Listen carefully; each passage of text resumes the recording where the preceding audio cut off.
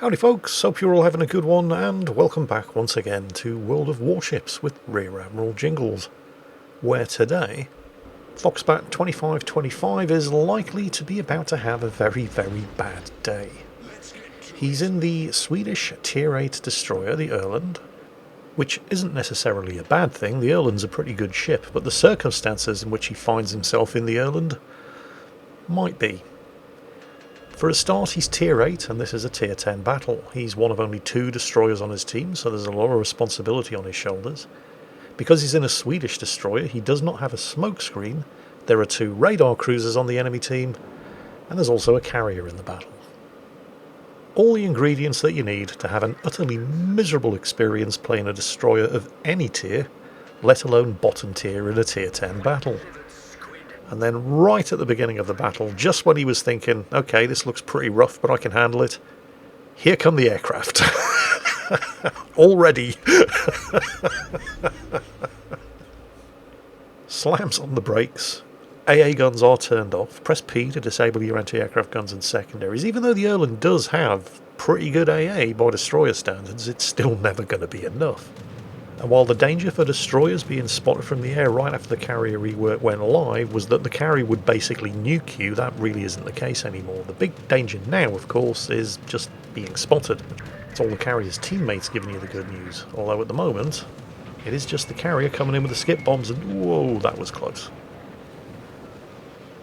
Okay, that could have been a lot worse. Could have been a lot better, of course. You wouldn't have thought that a Tier 8 aircraft carrier would have voluntarily charged his aircraft into the overlapping AA bubbles of an Erland, a Buffalo, an Iowa and a Vladivostok and gotten away with it, but, well, that is exactly what happened, so why the hell not? I did get a bit worried about these Russian aircraft carriers, by the way, because on paper it looked like a good idea, because they only get 1 strike, which in theory means that any aircraft that you shoot down actually matter, unlike, every other nation's aircraft carriers. Because they only get the 1 strike, any aircraft that get taken out reduce the power of the strike. So it sounded like great news and a good step forward, in theory. In practice, of course, not so much. Because the Russian aircraft carriers are balanced around getting a number of their aircraft shot down. If they managed to get through with all of their aircraft in any given strike, the damage that they'd be capable of doing would be ludicrous. So when Wargaming were balancing them, they anticipated that a third of any given strike would not make it through in order to drop their payload. And that was fine. Unless they're attacking something that has, even by World of Warships standards, bad anti-aircraft firepower, in which case most of them do get through, and the damage that they do is ludicrous. So, anyway, while Foxbat is dodging these torpedoes, and the rest of his team, including the radar cruisers, are refusing to do anything about the enemy Erland that just got spotted, and attempting to sneak this cap, and probably praying that the carrier doesn't come back because he's got no smokescreen. What do you need to know about the Erland? Well, it's got no smokescreen. It's a bit of a problem. Although it does have better than average AA, especially by destroyer standards. Although, well, he just had a practical demonstration of how not effective enough his AA, along with the AA of an Iowa, a Buffalo, and a Vladivostok was. So, yeah, take that one with a pinch of salt. It's also kind of slow. It only has a speed of 35 knots. Obviously, you get a little bit more with the speed flag, and if you have any speed flags, you should definitely be using them on this thing. You can see that the torpedo arcs are not particularly good. You basically have to give a flat broadside in order to launch torpedoes at anything. Although the torpedoes themselves are kind of good and kind of bad at the same time. They're very fast. They have a speed of 76 knots, which does not give your opponent an awful lot of time to react when they get spotted. But it's the damage output. The individual alpha damage of each torpedo is pretty bad. Even the upgraded torpedoes only do 10,000 damage per hit, and that's before you take into account the target's torpedo damage reduction. Bloody hell, Akazuki, calm yourself, woman. We'll get to a Japanese destroyer replay soon. One day. Maybe. On the upside, while these torpedoes do have very low alpha damage, the reload is just ridiculously fast. Aye aye, enemy Erland's been spotted again. Would anybody like to shoot at it this time? Anybody? Fine, I'll do it. Oh, somebody is shooting. This is good. Now, this is a bit risky because there are a lot of other enemy ships in range. I mean, ideally, you just want to spot the target and have your team shoot at them for you, but there's only one other member of the team bothering to do that right now. And they really need that enemy Erland dead. But you note that the enemy destroyer didn't shoot at anybody, so as soon as the distance was opened up, he went undetected. Foxbat is continuing to be shot at. And this is the problem when you only have a 35 knot top speed and you don't have a smokescreen. It can take forever for you to go undetected. And that is some remarkably accurate blind fire coming from all of those enemy ships up to the north. The Erland does not have a huge health pool either. I think it actually has the lowest health pool of any tier 8 destroyer. So again, that could have been a lot worse.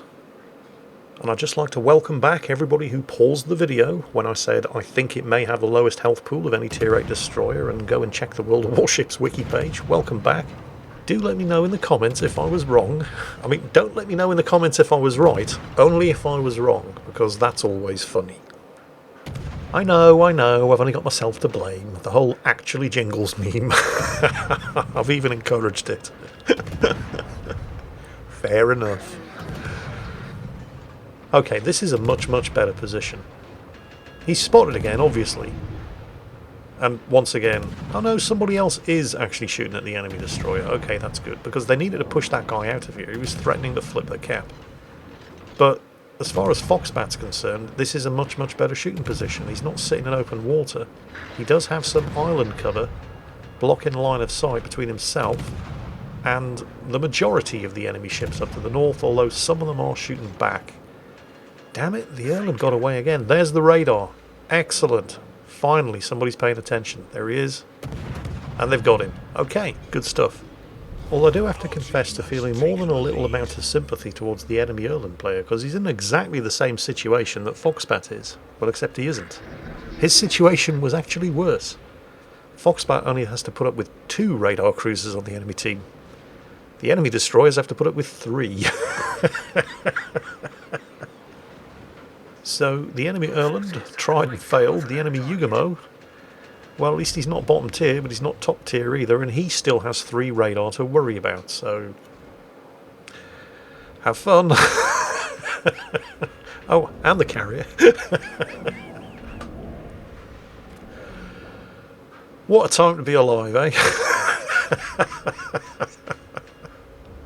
Right, anyway, 1 cap successfully defended. The team do have 2 caps, and they have a 1 kill advantage. Both teams have lost a destroyer, but the enemy team have lost a cruiser as well.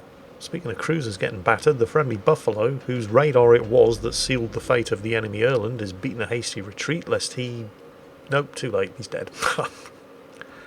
But, you know, in a way, I suppose that's kind of fair. I mean, the enemy Yugamo is going to be breathing a little easier now because that's 1 radar cruiser down on Foxbat's team, so that's 1 less thing for him to worry about. And the same is also true for Foxbat, because before the friendly Lightning went down, he managed to torpedo and sink the enemy Talon, which is also a radar cruiser. So both teams are down to 1 radar, 1 aircraft carrier, and 1 destroyer.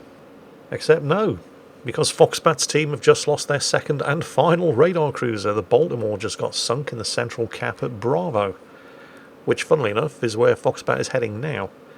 Foxbat's team do still have a points lead, but that was down to the early capture of cap points Alpha and Charlie, and the enemy team are now flipping Alpha more or less completely unopposed.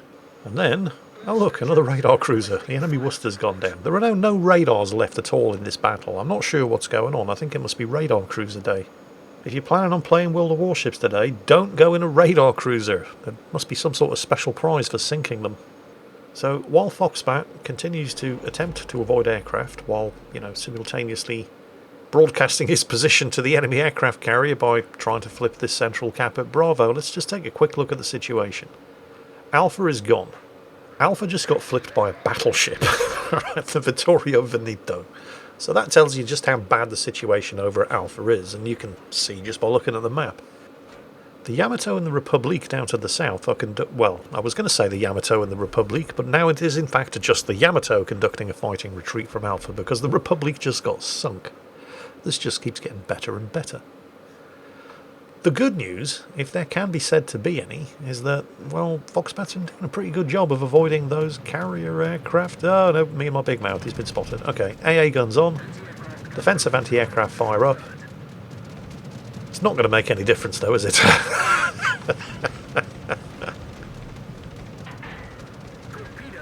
Here it comes. To be fair, dropping on a destroyer is very difficult for an aircraft carrier these days, because you don't see the destroyer until the last moment, which leaves you very little time to line up for an attack.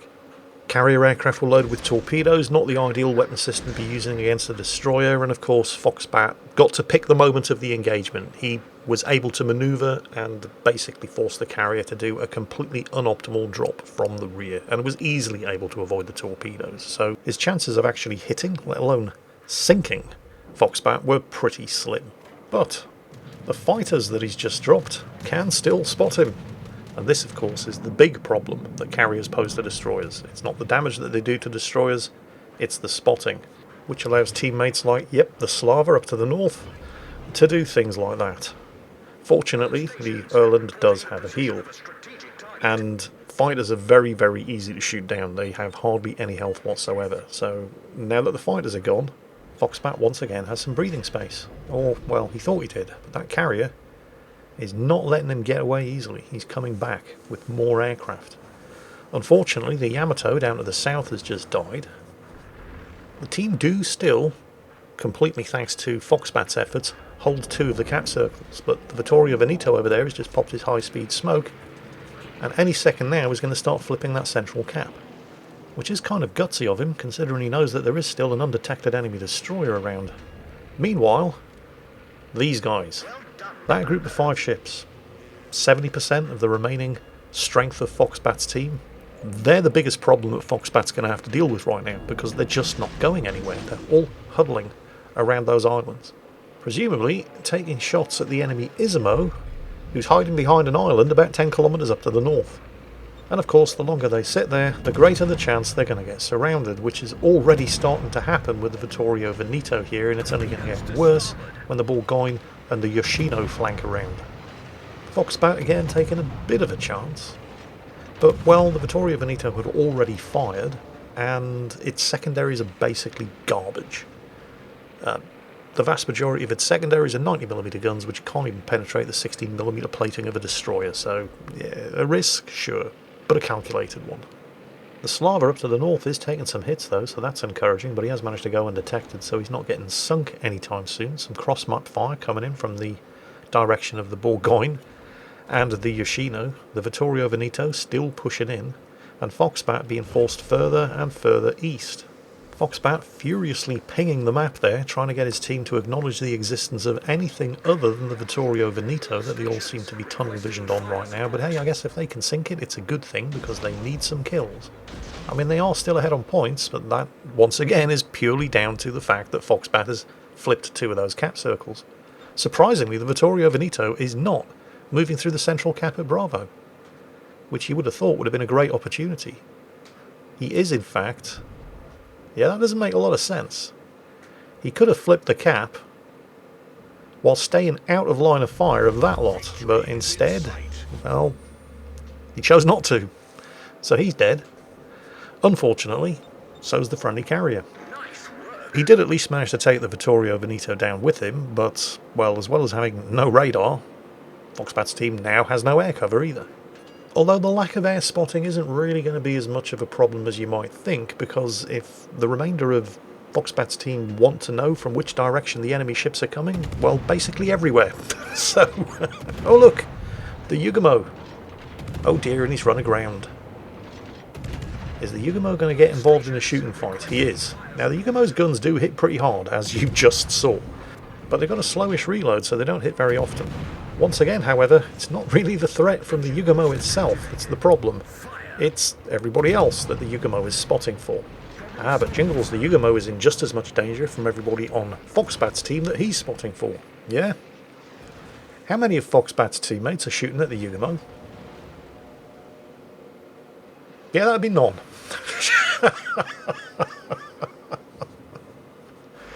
So, Foxbat is forced to break off and disengage from the fight.